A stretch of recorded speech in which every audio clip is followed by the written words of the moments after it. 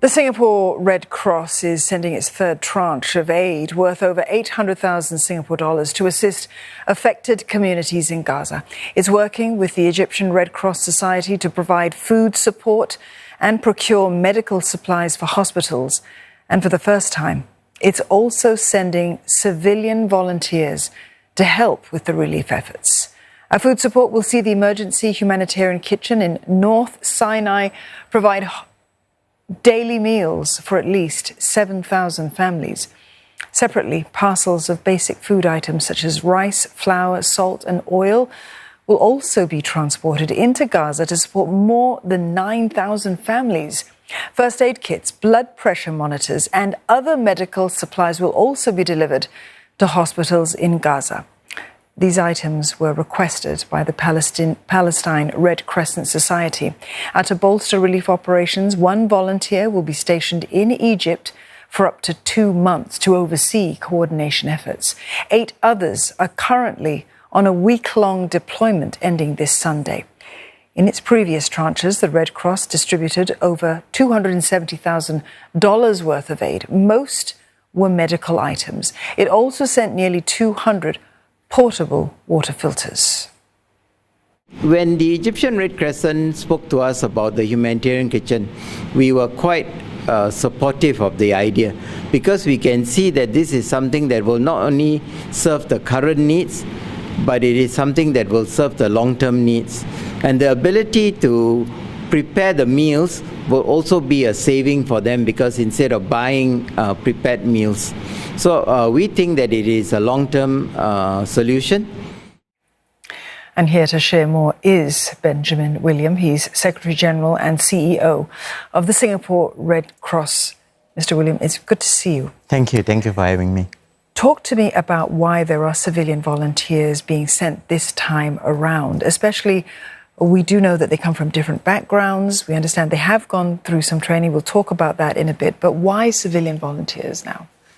So for the Singapore Red Cross, over the years, we have trained a pool of overseas disaster responders. So in most crises, at some stage, we will deploy our volunteers, whether in terms of overseeing relief supplies or medical interventions or water and sanitation. Now, in the case of this response to Gaza, the deployment has taken a bit longer, because understandably the situation is very complex. Even getting the permits to be stationed in Cairo, in Egypt, has taken a while for the approvals to come through.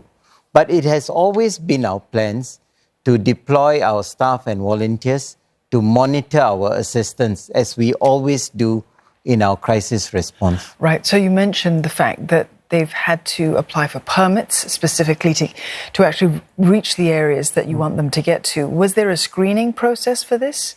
Yes. First of all, we have to work through the Egyptian Red Crescent Society. And the Egyptian Red Crescent Society has to support the volunteers that we have chosen.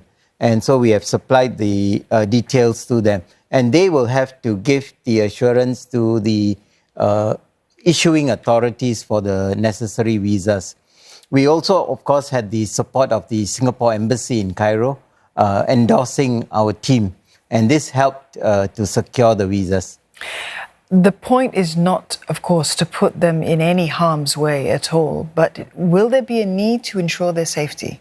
So we are always very careful when we deploy our volunteers and our staff on the ground, and in this case it's even more so.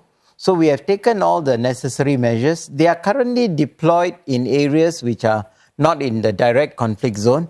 In any case, foreigners cannot go into Gaza. So they are working in Cairo. And the humanitarian kitchen that we talked about is closer to the border, but it's still in a safe zone. That's number one. Number two, we are in very close contact with the Egyptian Red Crescent Society, and the team will always be accompanied by our local partners. Number three, we always have a team of volunteers in Singapore monitoring the situation, especially the situation in areas where our volunteers are being deployed. And if we get any sense that they are in danger, we will withdraw them from the area. either to a safe destination or, if need be, back to Singapore. Right. So this is a team of 2 teams of 4 in each team. Is that correct? So normally one of our teams is about 4 persons, 4 to 5 persons. But in this case, we have deployed 8 members in the team, not counting the one who's be staying for 1 to 2 months. And so you can consider it's 2 teams, but they are, doing the same work. The reason is because besides coordinating the relief supplies, working with the Egyptian Red Crescent to ensure that they are loaded on they are packed and then they are loaded on the trucks and make their way into Gaza. The Egyptian Red Crescent has also worked with us for this process whereby we are the ones who will work with the suppliers and procure the items directly and give the items to Egyptian Red Crescent. This way we cut out the middleman administration costs and things like that, and we can maximize where our funds go. It also helps the Egyptian Red Crescent Society because they don't have to deal with all the administrative details. We get the supplies. And that's why you need a bigger team on the ground to work all these processes. Yeah. Getting the aid to the people who need it, that's the essential part of this, right? But we also understand there's a backlog of these aid trucks that are going into Gaza.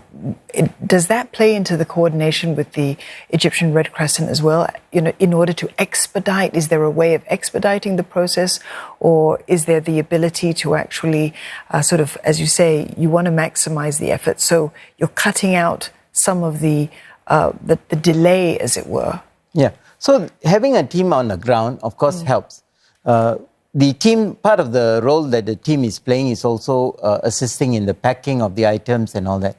This relationship with the Egyptian Red Crescent Society is very important. They see us as our partners, being on the ground with them, walking the talk with them. And I think this helps us in also coordinating which items get put on the truck. But over and above that, priorities on the ground change very quickly. And having a team on the ground help us to understand, for example, in the next tranche, what should we focus on? We have people coming to say, can we give this and that? And those items may be needed, but it is very clear from Egyptian Red Crescent and other partners on the ground that currently what is needed is food, water, and medical supply. So right now we are focused on that. But the next tranche might be something else. And having people on the ground help us to coordinate this and make us relevant. If we supply something that is not top priority, it will get delayed and it will be pushed to a later truck. Yeah. So the situation is changing all the time. Yes. That has to always be closely monitored. Very quickly, before we wrap, Mr. William, are there plans, though, to send more volunteers at all, and perhaps for longer deployments? Yes. So in terms of our coordinator, we will have a coordinator on the ground. And when his term ends, we may send another coordinator, especially if we embark on another tranche. With this ongoing crisis and the crisis getting worse and worse, we hope that the Singapore community will come forward to support more funding. And we expect to send more teams because we want to make sure that the assistance that Singapore Red Cross is providing goes where it is supposed to go, and we help in the process as well. So we do plan to send further teams. Mr. William, we congratulate you and the Singapore Red Cross for the important work that you're doing, and all the best with this, going forward as well. Thank you very much. Benjamin William, the Secretary General and CEO of the Singapore Red Cross.